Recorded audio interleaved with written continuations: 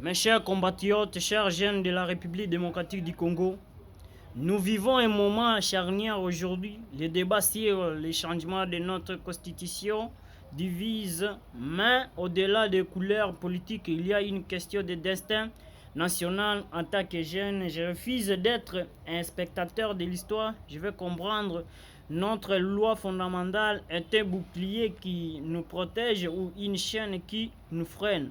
De côté, il y a l'appel au renouveau. L'argument est clair.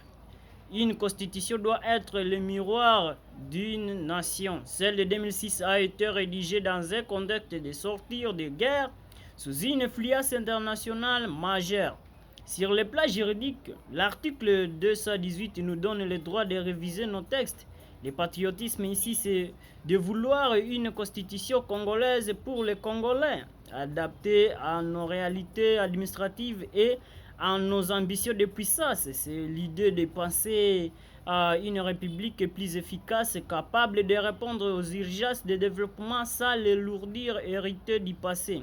Mais de l'autre côté, il y a la voie de la prudence, celle qui protège notre jeune démocratie sur le plan juridique.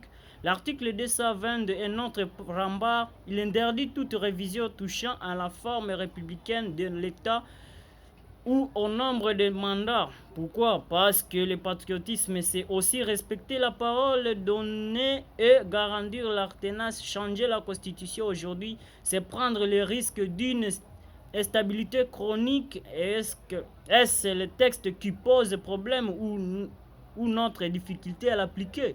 Réellement, la stabilité des règles est souvent le premier pas vers la prospérité d'une nation.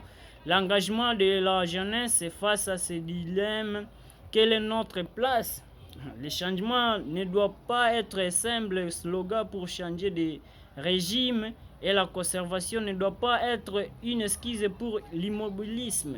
Si nous devons aller vers une nouvelle république, cela doit se faire par un consensus national pour renforcer le peuple et non pour servir des individus. Moi, Ishara, j'appelle la jeunesse à une vigilance citoyenne, que nous changions de texte où notre véritable constitution doit être celle du travail, de l'intégrité, de l'amour, de la patrie. Le Congo ne sera grand que par le respect que nous portons à nos propres lois.